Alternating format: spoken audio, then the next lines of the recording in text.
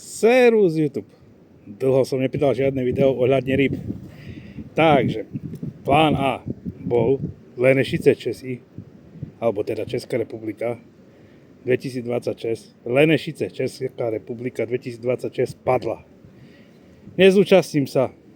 Rozhodnutie z kontextu rôznych situácií a dohadov, ale nevadí. Ideme ďalej.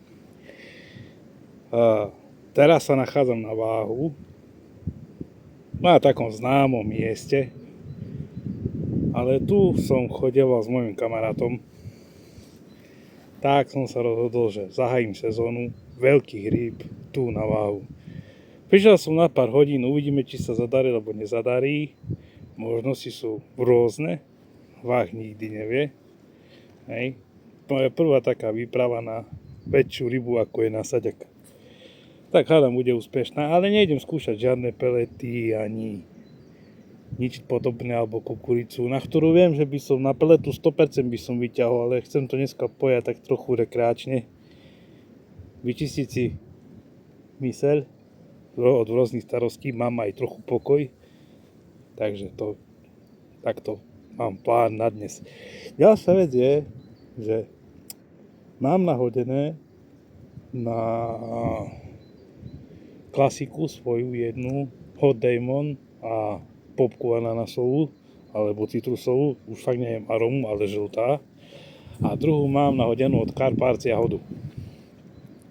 Prikrmoval som Carpatsom jahodou, asi pol kila som tam s prakom vystrelal do vody a uvidíme, či sa niečo zadarí, či nie. Potom mám ešte nejakú rybacinu a kadečo, tam môj pes už večera a tam nás je nachystaný ďalší prúd, rezervný, keby náhodou trebalo. Ale nepredpokladám, že bude teda predsa voda vo váhu má len 7 stupňov. Včera mala sota 6,5 a keď pustia silno tok z Hlohovca dole, tak to bude zasa studená voda, takže to je úplne jedno.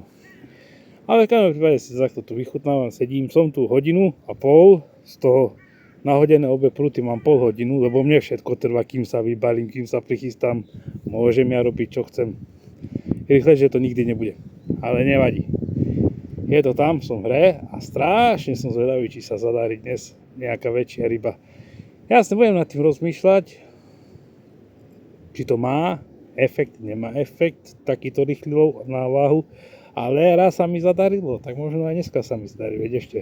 A dnes už je 1. apríl, čiže už je povolené loviť do polnoci, takže v podstate môžeme tu sedieť už fakt dlho a nemusím to o 9. vyťahovať večer alebo tak nejako. Takže som mi zbrojenie aj na nočné lovenie. Kúpil som si Delfin Multix svetlo. Parádna vecička. Tam je v aute. Super vec, takže tam to nemám problém s tým, že by som teraz už nevedel fungovať v noci. A takže tak nejako na teraz. Takže zatiaľ páčko a dajte tam sem tam taký like a odber, lebo už len 10 mi chýba a môžem loviť livestream. Ale ešte tých 10 potrebujem a bude to o mnoho veselšie a zaujímavejšie potom. Čaute.